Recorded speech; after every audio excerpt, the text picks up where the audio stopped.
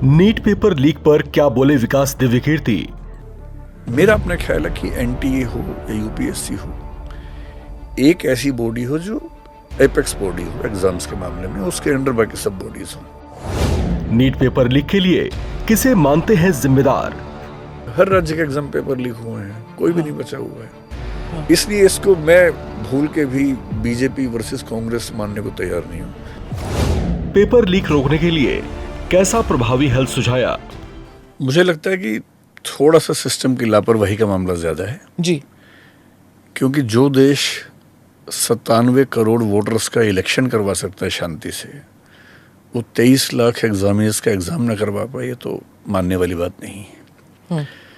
So political will has to be there, और अगर वो हो तो मुझे लगता नहीं कि ये चीजें बहुत मुश्किल हैं। एनटीए जो बनाया गया 2017 में, I think that was a right step, लेकिन क्योंकि अलग अलग एजेंसीज एग्जाम कंडक्ट करें तो दिक्कतें ज्यादा हैं। If we have a specialised agency which can look after everything, then it becomes more easy.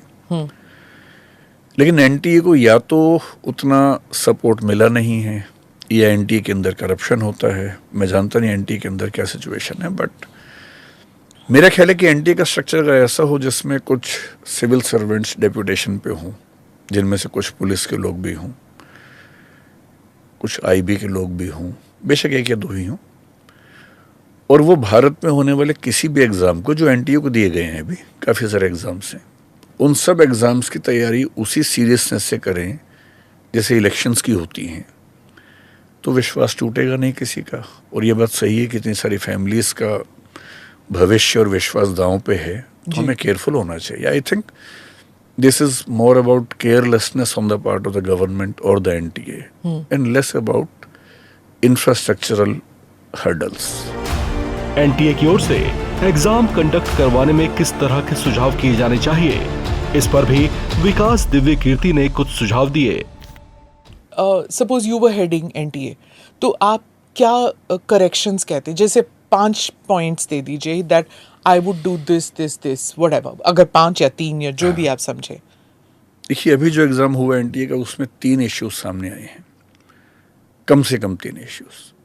एक झज्जर हरियाणा में आया, जहां ये दिखता है कि एग्जामिनेशन सेंटर के लोगों ने दोनों पेपर सेट्स को बैंक से निकलवा के टाइम की प्रॉब्लम क्रिएट की, टाइम लेट हुआ, ग्रेस मार्क्स मिले। So this is one thing.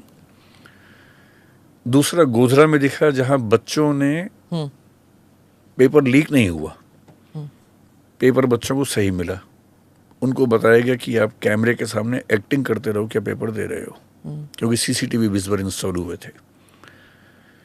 बच्चों से पेपर लेने के बाद पेपर सारे चेंज किए गए, जिसमें स्कूल की मैनेजमेंट पूरी तरह से शामिल थे। तीसरा केस बिहार में दिखता है, नालंदा में, प्राइमरीली झारखंड में भी, जहां पेपर लीक हुआ और एक प्रोफेसर शायद वहां पर इन्वॉल्व है। अगर इन सारे इश्यूज को टैकल करना है, एक तरीका तो ये कि हम कंप्यूटर बेस्ड टेस्ट पे जाएं, लेकिन उसकी अपनी दिक्कतें हैं, क्योंकि नेट कनेक्टेड होने से हैक करना आसान हो जाता है।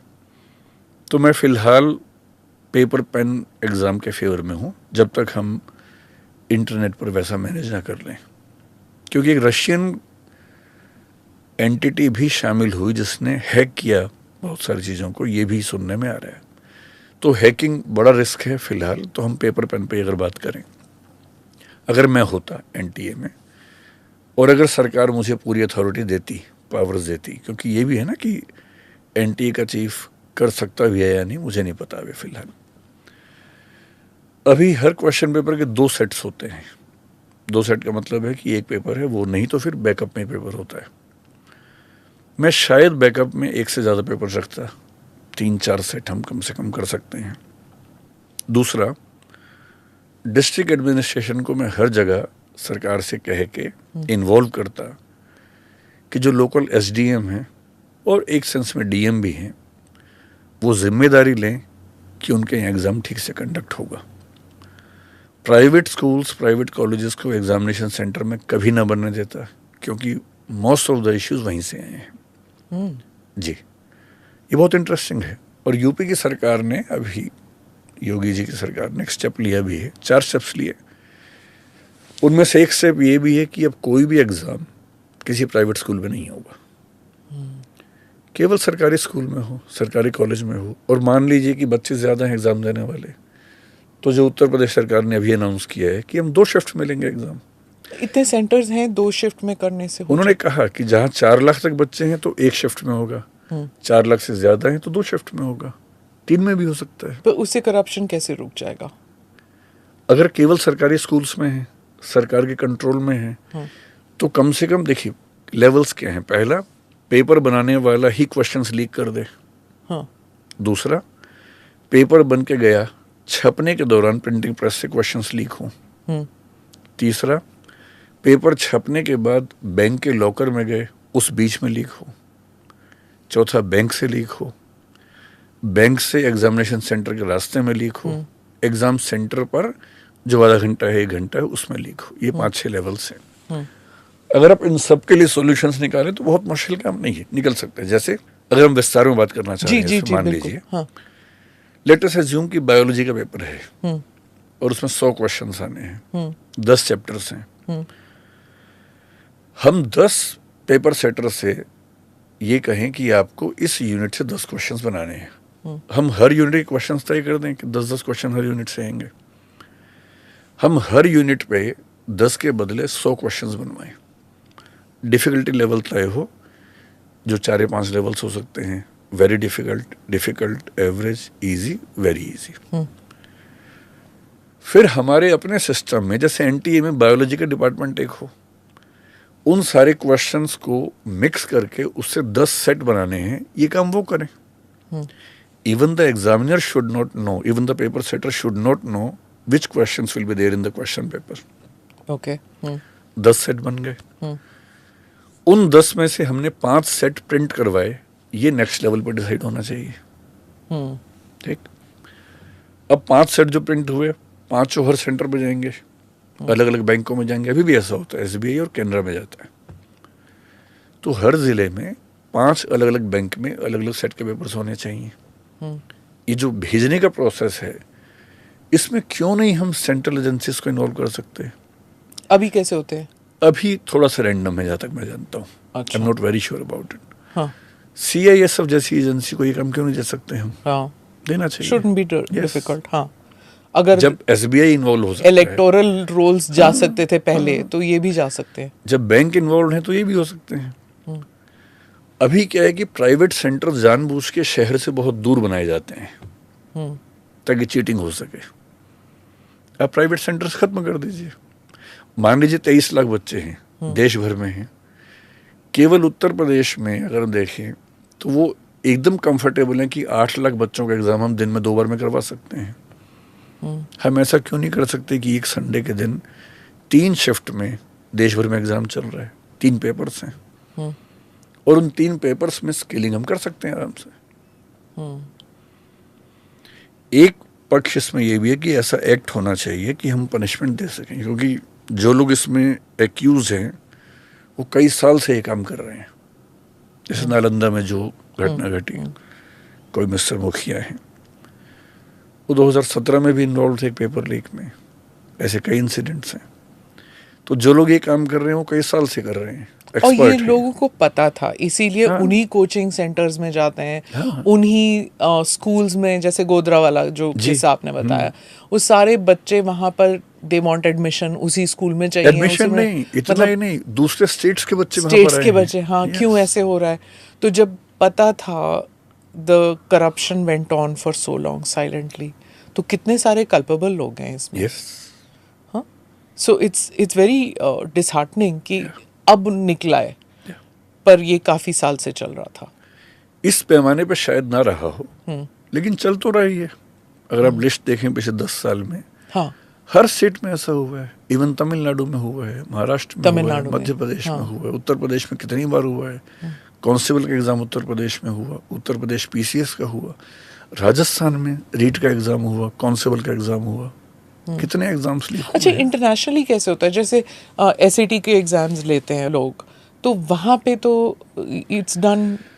जहाँ तक मैं जानता हूँ एसएटी का एग्ज़ाम ऑनलाइन होता है, और उनके सिस्टम्स हमसे बहुत स्ट्रांग है, but I am not sure about it, क्योंकि मैंने स्टडी किया नहीं उस चीज़ को। और ये जो यूपीएससी के एग्जाम्स होते हैं, यूपीएससी अभी तक काफ़ी अच्छा इंस्टीट्यूशन है इस मामले में। हाँ, उसका एक रीज़न ये है कि पूरे देश भर में एग्जामिनीज काफ़ी कम होते हैं इसमें। जैसे यूपीएससी का फॉर्म भरने वाले लोग 12 लाख के आसपास होते हैं हर साल, आईएएस की बात अगर मैं करूं, पर एग्ज़ाम देने वाले 5 लाख के आसपास होते हैं। सो हैंडलिंग 12 लाख कैंडिडेट्स और 5 lakh candidates in the country is not that tough. एक ही शिफ्ट में हो जाता है, unlike neat and the in others, सब में ज़्यादा शिफ्ट होती हैं। और जो स्टेट लेवल होते हैं, तो यू जैसे जस्ट कांस्टेबल का एग्ज़ाम है, उसमें करीब 50 लाख लोग फॉर्म भर देते हैं। हाँ। एक स्टेट में, यूपी में कैसे करेंगे? तो वो कई दिन एग्ज़ाम चलेगा। या तो पूरा सिस्टम ओवरऑल करने की जरूरत है एट वन गो। मेरे ख्याल से जैसे एक देश एक चुनाव, एक देश एक एक्स, एक देश एक वाई हो रहा है, तो ऐसे एक देश एक एजेंसी भी तो हो जो सारे सेंट्रल एग्जाम्स कंडक्ट करे। मेरा अपना ख्याल है कि एनटीए हो या यूपीएससी हो, एक ऐसी बॉडी हो जो एपेक्स बॉडी हो एग्जाम्स के मामले में, उसके अंडर बाकी सब बॉडीज हो। हाँ, इन सब का इंटेलिजेंस सिस्टम, पुलिस सिस्टम वो सेंट्रलाइज हो तो चीज़ें बेहतर होंगी। आप कह रहे हैं सेंट्रलाइज होना चाहिए, बट स्टेट्स इसको रेजिस्ट भी करेंगी। तो स्टेट के अपने एग्जाम से मत कीजिए, उनकी चॉइस हो। If they want will do that. पर अगर एग्जाम सेंट्रल है जैसे नीट है, हाँ, तो होगा, हर राज्य में होगा। तो इसमें तमिलनाडु की क्या ऑब्जेक्शन है? पहले क्या था, तमिलनाडु में बहुत लंबी हिस्ट्री है। हाँ, जब एमजी रामचंद्रन थे उसी समय से ये डिबेट चल रही थी कि हम एग्जाम्स कैसे लें। हाँ, तो वहाँ के एग्जाम्स में एक एग्ज़ाम वहाँ का लोकल एग्ज़ाम था जो कई साल चला। जयललिता जी ने उसको कैंसिल किया, बहुत डिस्प्यूट्स हुई। नीट आने के बाद से हुआ ये कि अब सेंट्रलाइज एग्ज़ाम होने से कुछ स्टेट्स को लगता है कि उनके अपने बच्चों का सिलेक्शन रेशो कम हो गया है। तो जो इनिशियल हिच थी तमिलनाडु को या और राज्य को, यही थी। केरल की तरफ से भी ऑब्जेक्शन रही थी इस मामले में। May be because the number of admissions they used to have has reduced, maybe that can be a reason। हाँ, क्योंकि नीट का एग्जाम कई भाषाओं में होता है, तमिल में भी होता है, मलयालम में भी होता है, तो भाषा की दिक्कत तो नहीं होनी चाहिए। पर एक स्टेट का अपना एग्जाम हो, स्टेट के लोग एग्जाम दें, उसमें थोड़ी आसानी होती है। लेकिन मेरे ख्याल से बेसिक प्रॉब्लम यही थी कि जो अपना कंट्रोल है, मैनेजमेंट है, वो हाथ से निकल जाता है। और फेडरल सिस्टम में बहुत स्वाभाविक सी बात है कि राज्यों को लगता है कि सेंटर की पावर्स कम होनी चाहिए। और ये अब राजनीतिक बैटल बन गया है। राजनीतिक भी है, लेकिन कोई राज्य नहीं बचा हुआ है। हर राज्य के एग्जाम पेपर लीक हुए हैं, कोई भी नहीं बचा हुआ है। इसलिए इसको मैं भूल के भी बीजेपी वर्सेस कांग्रेस मानने को तैयार नहीं हूँ।